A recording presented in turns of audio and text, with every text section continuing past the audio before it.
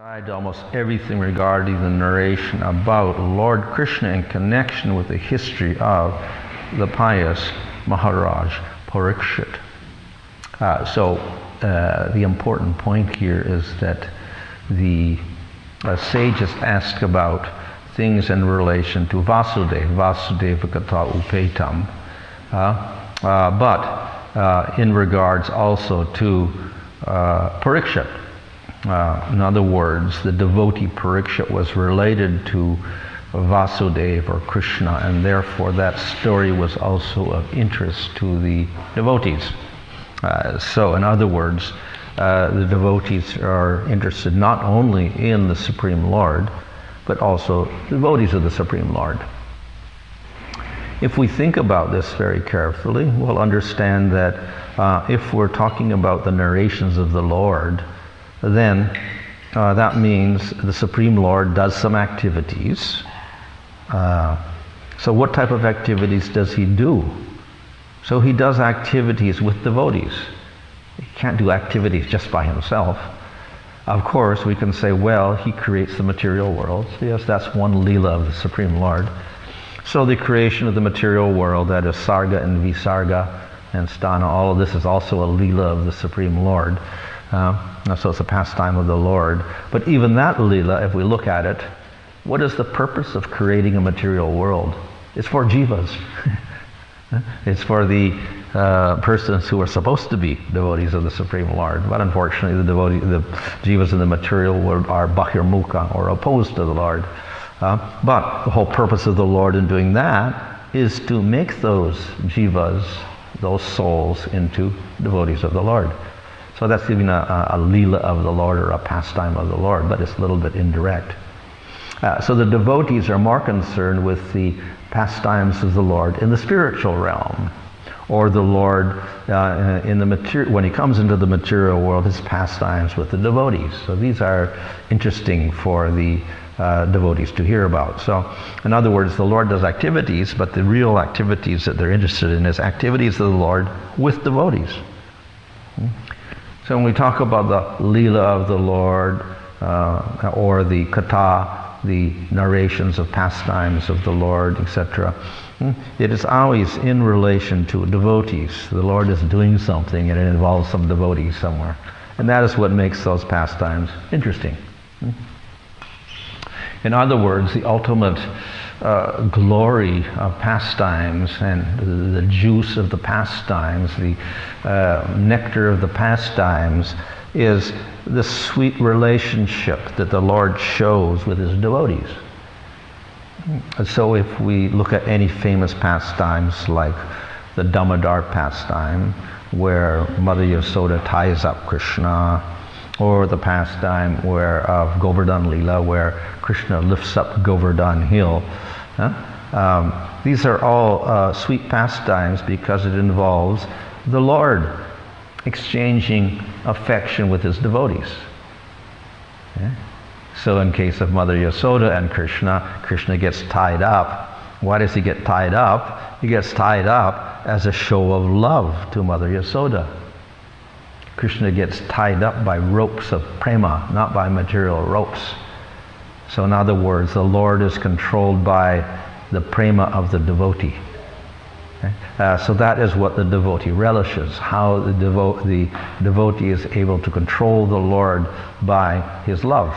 The Lord submits to the devotee because of love. So that's what's attractive about the Lord in relation to his devotee.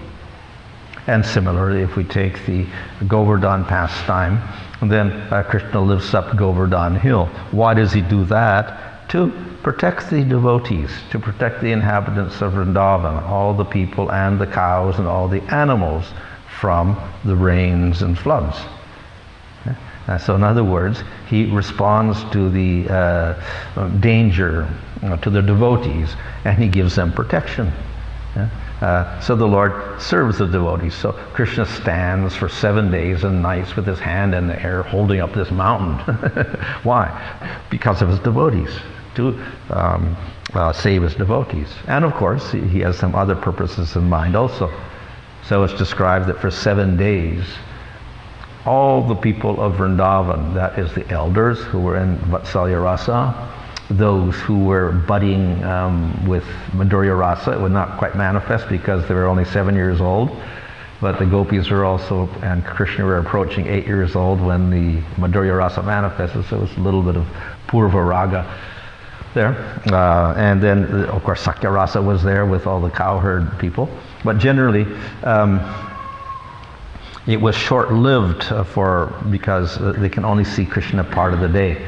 So the elders only see Krishna after he comes back in the evening, and then in the morning before he goes out into the fields. So that's the Vatsalya Rasa, is a little bit limited. And the young gopis, they see Krishna also in the morning when he goes out in the fields. Then they're separated, and then they see him when he comes back in the evening, and that's it. And then the cowherd boys, they get to associate Krishna during the day, but at nighttime, in the morning, no. So everybody has a period of association with Krishna for some time. But they're always thinking, I want to see Krishna more. And then when Krishna lifts up Govardhan Hill for 7 days and 7 nights, he's not going out in the fields, he's not doing it, he's just standing there. So for day and night, 24 hours a day, for 7 days, everybody gets to see Krishna. So they get very satisfied by that. They could just appreciate the beauty of Krishna and how he is protecting them and helping them in all ways. So all of the different devotees in different rasas, they experience great bliss on seeing Krishna for 7 days. So why is that? Because Krishna likes to satisfy his devotees. So he's willing to stand there for 7 days with a mountain in his hand to do that. So in this way, Krishna responds very nicely to his devotees. So the devotees who hear this, like in the Bhagavatam, when we hear these, then we develop attraction for the Supreme Lord, because it shows how Krishna relates with his devotees in an ideal way, a most attractive way, showing perfect affection. So the idea is that the pastimes involve the Lord and his devotees. It's not just the Supreme Lord standing there and acting out his own thing like a monologue or a mime or something like that. He's not by himself, he's with the devotees, and this creates a very pleasing relationship. So in other words, in our Siddhanta, in our philosophical conclusions, one of the conclusions, of course, is with Supreme Lord, different from jivas, like that. And then Supreme Lord has shaktis. He's not just a Lord, he has shaktis, so he can manifest form, qualities, and activities. And then these activities, why would he manifest a form and qualities and activities unless there's someone to appreciate it? So therefore we have Shakti, Jiva Shakti manifesting Jivas, and then they can appreciate the form, qualities, and activities of the Lord. But then another quality of the Lord, which is very important, is the Lord is full of rasa, which means the Lord is full of wonderful bliss through relationships with his devotees. So this is an outstanding quality of the Lord, rasa. The Lord has rasa, and he imparts that rasa to all the devotees. So in fact, that's the most important feature of the Lord, because what does rasa do? Rasa produces bliss. That's the ultimate quality of the Lord and the jivas, to be completely happy. If we think about it, in the material world, we have animals and plants and human beings, and what are they trying to do? They're trying to be happy. So in the lower species, like the animals and the plants, they try to be happy by surviving somewhat peacefully. The longer they can survive, that's their happiness. Human beings try the same thing. Okay, survive, that's happiness. But then they want a little more happiness. So they have what we call sense gratification. Survival is artha. You get enough food to eat, you get some shelter, you can have a family, okay, you get enough. So some human beings are on that level, just survive. If you can survive, you're happy at some level. But most human beings want a little more than that. So then we get what is called kama, artha, and then we get kama. They want a little more enjoyment out of things. It's not necessary for survival, but we want that little bit of extra enjoyment. So we get, even in animals, we get that a little bit. We get the animals playing around a little bit with each other, you know. They have play fights and whatever like that with each other just for fun, like that. So in human beings, we get more of this extra fun, extra play, extra enjoyment. So therefore we have things like sports and entertainment and different types of restaurants and foods and nightclubs and so many other things we get out of this. That's what we call kama, extra enjoyment of the senses. Not necessary, but it's there because everybody that senses are so wild, they want to go for more types of enjoyment. So this becomes a peculiar quality of the human being, not the animals. We don't see the animals running off to nightclubs and doing all this sort of stuff. But this is something that human beings get into. They just want to enjoy with their senses. And of course, it's also a problem that uncontrolled senses of the human being, or the capacity of the human senses to go for more than they require, that's a big problem. It's a problem for the individual because it's not good for your health, and consequently you overuse your senses, then you die early. You overeat, you overdo this, you overdo that, then you have a short lifespan and you end up miserable, get all sorts of diseases. There's a problem there, just physically speaking. Then again, just overusing your senses, generally you get tired of it. You get frustrated with that. Too much of one thing, and then you can't do it anymore. And then you have to look for some other pleasure like this. So it's a very frustrating experience for jivas who are trying to completely satisfy their senses. They have to go from one pleasure to the other. And that's why we see that people who have the full opportunity because they got so much money or pleasure, then they fall into all sorts of crazy types of pleasures. Abnormal pleasures and whatever like that, because they're trying to get that pleasure from something. So the Vedic literature recognizes this is a problem, the excessive use of senses. It's very destructive for the human being. But another problem is it's also destructive for everybody else. To get our enjoyment, we have to excessively wipe out all the other species. So we have to kill the cows, we have to kill the animals, we have to kill the plants, we have to do everything, ultimately, intentionally or unintentionally. For our excessive enjoyment, we have to start interfering with nature itself and to take more than we need. So we upset the whole balance of material nature. Consequently, you get environmental problems as a result of that, which are very dangerous for the human being. But that's the uncontrolled senses. They're willing to risk everything for their own enjoyment. That's the human being. So therefore the problem is recognized by Vedic literatures, and they try to control that. Limit the sense enjoyment of the jivas. And therefore we have the laws of dharma and the rules of varnashram for doing that. Let's limit. You can get your survival, you can get your enjoyment to some degree, but then you have rules to follow to do that. And if you do that, you keep the balance in material nature, you don't take excessively, and you can maintain your body nicely. You don't overdo things. So that's good. However, again, problematic. It's a little problematic because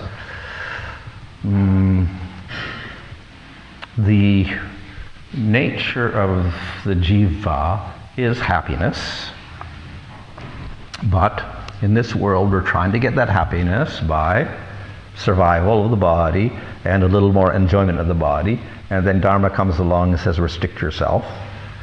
So then you try to get the happiness within that. Still, it's not perfect happiness, whatever we try to do. So the best thing we can do is go for sattvic happiness, regulated enjoyment, according to scriptures. That's called sattvic enjoyment. But it's problematic also because the very nature of material life is everybody dies, everybody must get sick, etc. So still, you can prolong your life and you can minimize the accidents and catastrophes, etc. But still, you have to die. So that's always painful. Nobody wants to die. Yeah? And one of the goals of modern science is to find a solution to death, figure out why the cells start deteriorating, figure out this and try to make us eternal. But it's nothing new. They've been trying to do that since the beginning of time. How to become immortal. But Vedic literature tells us it's impossible with the human body. You cannot do that. You can't become immortal. We see the case of Hiranyakasipu tried it. He couldn't quite make it. Nobody can get that. But there is a way of doing it. To get complete happiness beyond birth and death, it is possible, but in a completely different way. So that's the real solution, how to the person in the material world can become happy. When he realizes he's not the body, that he is a soul, a jiva, an atma, separate from the body. And then you can get your happiness of the jiva. So just that realization itself is a big step for people. And that's, of course, the first step in spiritual life, according to Bhagavad Gita. You're not the body. In chapter 2, Bhagavad Gita is a very fundamental principle that you have to understand. You're not the material body at all. That realization, or even the intellectual realization, gives you a little peace. Because through that you can understand so many things. However, if you can realize that and get fixed in the Atma, not the body, then that gives a much greater peace. The misfortune there is that it's, or let's say the limitation there is, you just realize you're not the body and you become very peaceful. But even that is a solution to all the problems in the material world. So some people strive for that. So in terms of Vedas, that is called Jnana Yoga and Astanga Yoga, to strive for liberation from the material world. And that becomes the goal of Buddhism and Jainism and Sikhism, etc. All these major religions are striving to get out of the material world and reach that eternal state of no body, no material body with destructive things like that. And the positive aspect, yes, it is. It is, in one sense, blissful because it's beyond all of this change of the material world, all the contamination, all the temporariness and problems and karma and suffering and bad habits and all that. You're completely free of that. So purity, that purity of the jiva in that state is, we would say, a type of bliss. And it's eternal also. But it's not the real happiness for the jiva. The jiva can go higher than that. So as I said, the real happiness is that rasa, the relationship in the jiva, the relationship of the jiva with Supreme Lord. That relationship gives rise to a greater type of bliss than the bliss of impersonal realization of Atman and Brahman. And so that is what the Bhagavatam is trying to teach us, that you can get to that state of eternal bliss in a relationship with Supreme Lord, and particularly in his beautiful form of Krishna. That gives the highest bliss. Of course, any form of God, a relationship with any form of God gives this rasa and bliss. But the highest rasa and the highest bliss is the relationship with Krishna. So that's why we recommend everybody worship Krishna. And that is why the theme of the Bhagavatam is Krishnastu Bhagavan Swayam. Krishna is the ultimate form of the Lord. And therefore everyone in Kali Yuga should worship Krishna.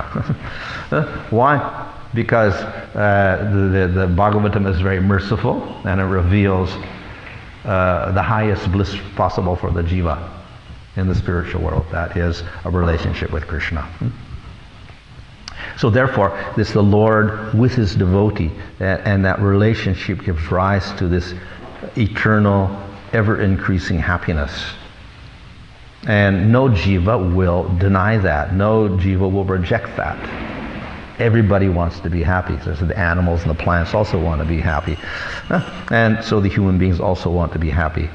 So the only way we can get that real happiness eternally in its full amount is to establish the relationship with the Supreme Lord. So that means we have the devotee and we have the Supreme Lord. So to inspire us, we have stories about the Lord and his devotees.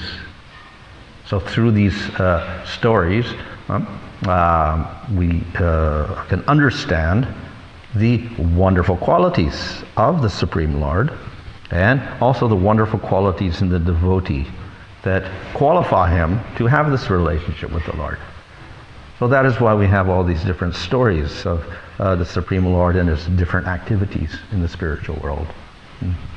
So it is a big expansion over the simple realization that we're not the body, that we're something beyond the material world. It is, to say, a more detailed realization of everything. Just like we have the realization of the hill from 50 miles away, and when we're 5 miles away we get a better realization of the mountain with more details. And if we start walking on the mountain, then we get more details. We understand the rocks and the trees and the animals and so many different details that you'll never get from seeing the hill from 50 miles away or whatever. So we get a direct experience of these details of the Supreme Lord. So that relationship with the Lord, with all the details of form, qualities, and activities, that gives rise to a much greater bliss than anything else.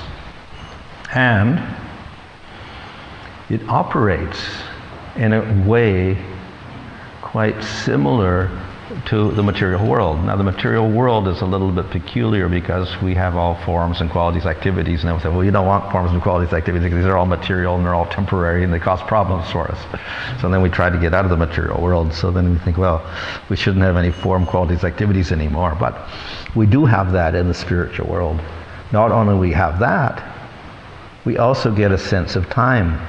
Now, time is something that's very destructive in the material world. We find here Kali Yuga approaching with Parikshit and everything like that. We go from Satya Yuga, Treta Yuga, Dvarpara Yuga, Kali Yuga, like this, and we get cycles of time going on throughout the day of Brahma. Then everything gets destroyed at the end of the day of Brahma, and then it gets created again. We have creation, destruction within time. So time is a destructive factor in the material world. A mysterious force that nobody really understands, and it passes it has a past, present, and future, and once the past is gone you can't recall the past and you can't know the future. It's like some peculiar thing that keeps going on forever as long as the material world exists, and it's basically destructive. It's part of Maya. Okay? So then we'll think, well, okay, the spiritual world should have no time like that.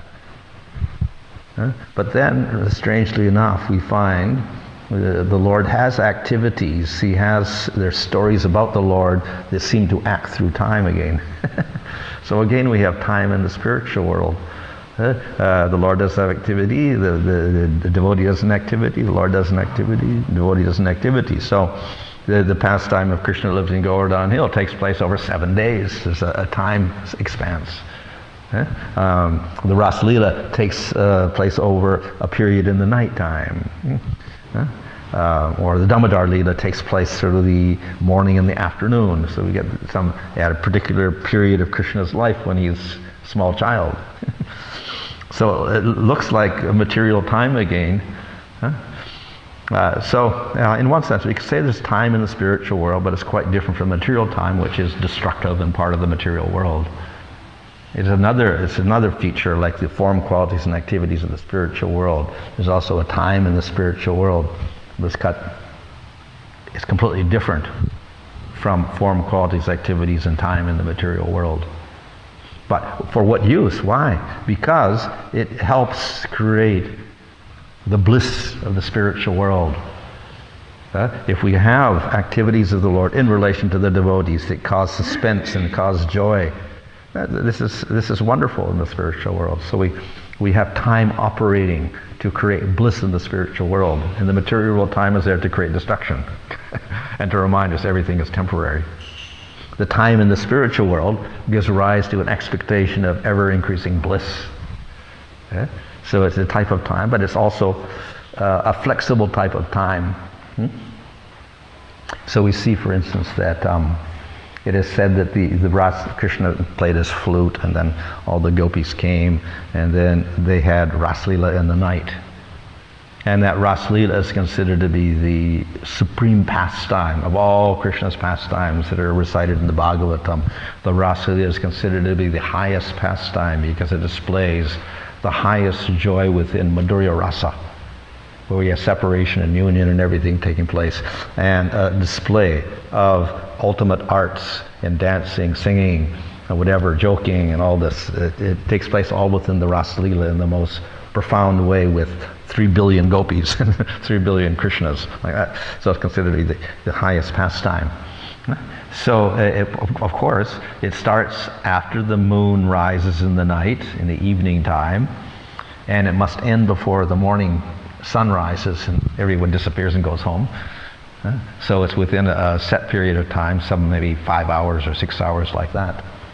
But then it is said that actually it was so joyful that they couldn't stop. So they went on and on and on and on. So it was like the night of Brahma, which is 1,000 yuga cycles.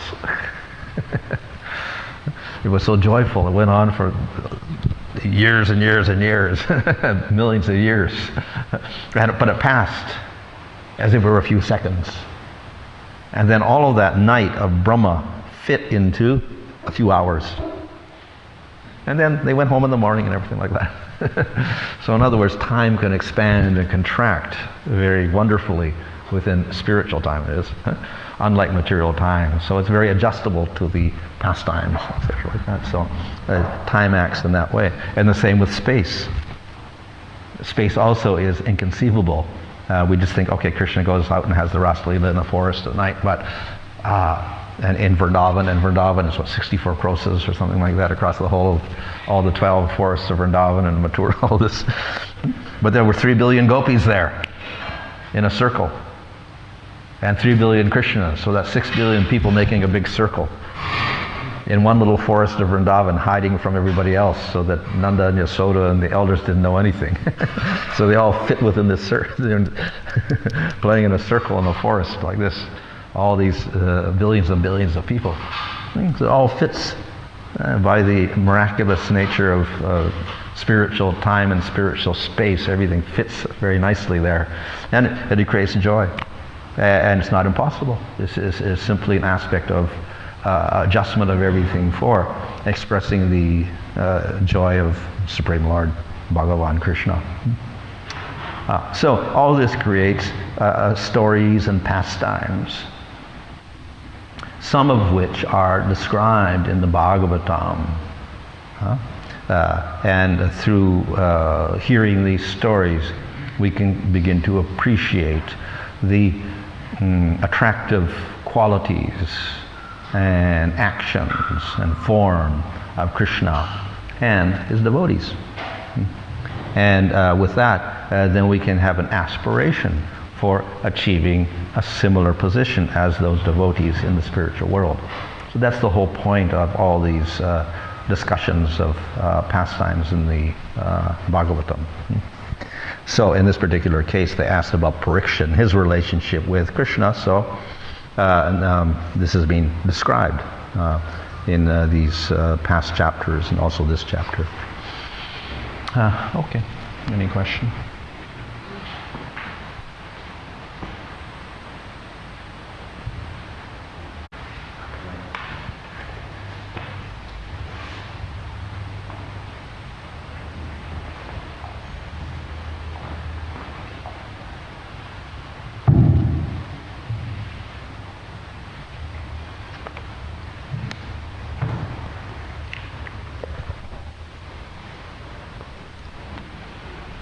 Jiva Goswami, in the when he's talking about Sambandha Gyan, then he discusses Paramatma, and he has a whole Sandarbha dedicated to the Paramatma feature. That is the Leela of creating the material world and how Paramatma is in control of that. Then he goes on to Bhagavan. He has Bhagavat Sandarbha to describe all the different forms of the Lord and how they have pastimes, etc.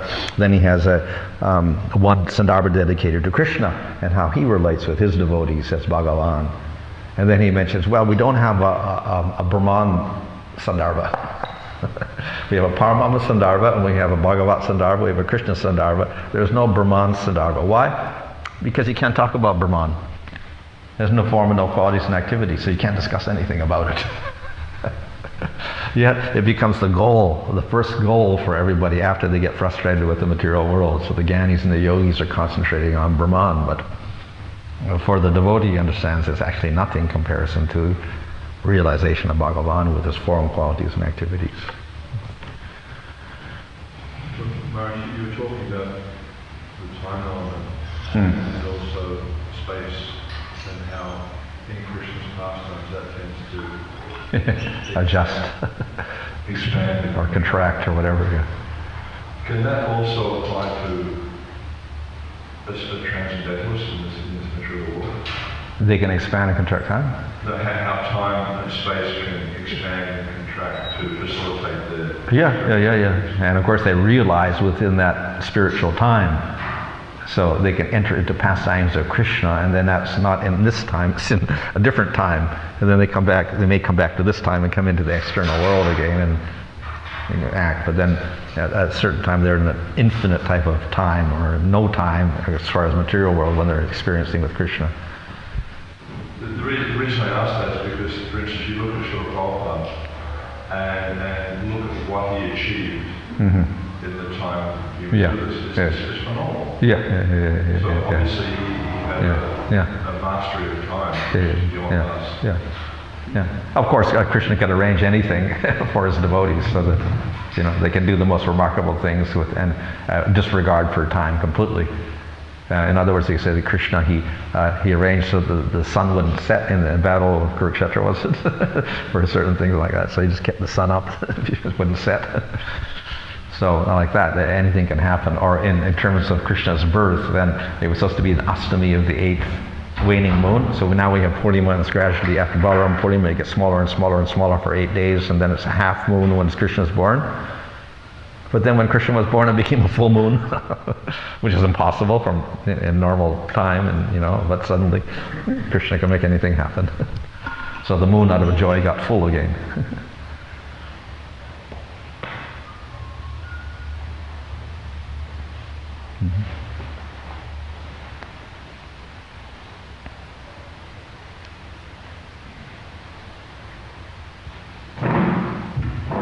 You're mentioning about Ashtanga Yoga, that the aim of Ashtanga Yoga is liberation from suffering. But it looks like in other yogas, like for example, when I read different stories like Lord Kapila Dev talking to his mother, or even Krishna in the 11th canto, in the second part, talking to Uddhava, mentions Ashtanga Yoga as a way of getting bhakti as well. It doesn't seem like in other yogas Ashtanga was just... Of course, even in Bhagavad Gita, we have Ashtanga Yoga mentioned in the 6th chapter of Bhagavad Gita as well. Of course, we also get Karma Yoga mentioned, and Varnashram is described by Kapila Dev and also by Krishna to Uddhava in the 11th canto again. So actually, Kapila describes Karma Yoga, Jnana Yoga, Ashtanga Yoga, and Bhakti Yoga. And Krishna describes to Uddhava Karma Yoga, Jnana Yoga, Ashtanga Yoga, and Bhakti Yoga also.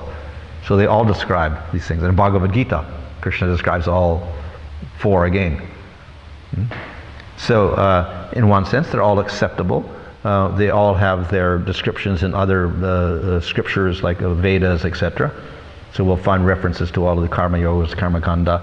Jnana and Yoga are discussed in some Upanishads. Bhakti Yoga is discussed in Upanishads also. And then Puranas, of course, they discuss. So all of these things are authorized in one sense. But we have to realize how they're related to each other. They're not that they're all equal and you get the same goal from them.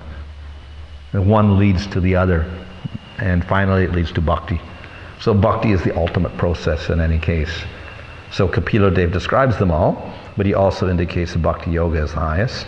And Krishna speaks to Uddhava, and also Bhakti Yoga becomes the highest process. Also, if you analyze everything very carefully, then you see that Bhakti is the final process. So Ashtanga Yoga or Jnana Yoga should lead to Bhakti. If they don't, then they become failures. So when they don't lead to the highest process, that's when they get condemned, like Lord Chaitanya condemns Varnashram or something, or Jnana. When they don't lead to Bhakti, then they get condemned. If they lead to Bhakti, fine. So we find cases where they do progress one to the other. For instance, Sukadeva was in Atmarama, absorbed in Brahman, but then he became a devotee. So very good. That's where Jnana and Yoga turned into Bhakti finally. And he became the highest Bhakta. So no problem if it goes that way. But if it just stops, then that's when it gets condemned. So some of the Gyanis and Yogis, their whole goal is to merge in Brahman or merge into Paramatma, or the effulgence of Paramatma. So that gets condemned as being a wasted endeavor. They make all that endeavor to get that far, and then they stop the process by merging in Brahman or merging into Paramatma. So that's considered to be a waste of time or wasted endeavors, and a misfortune for them if they do that.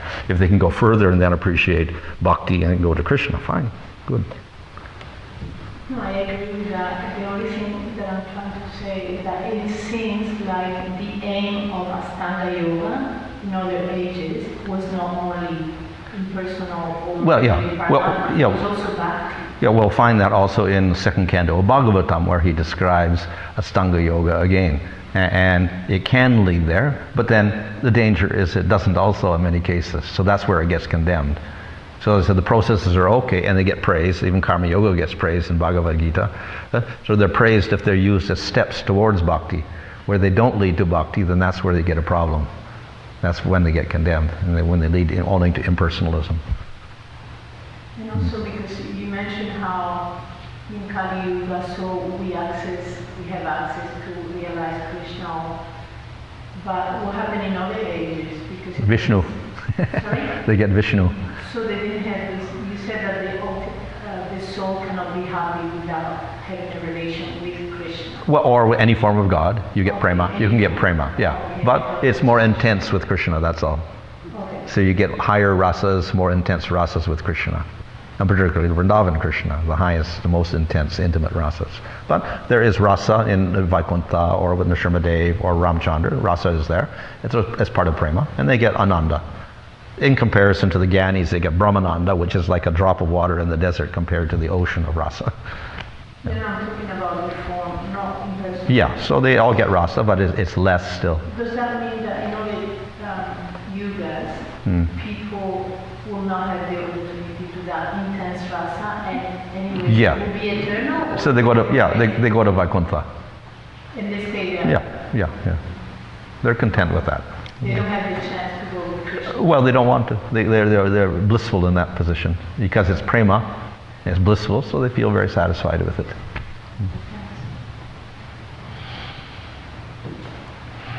Okay.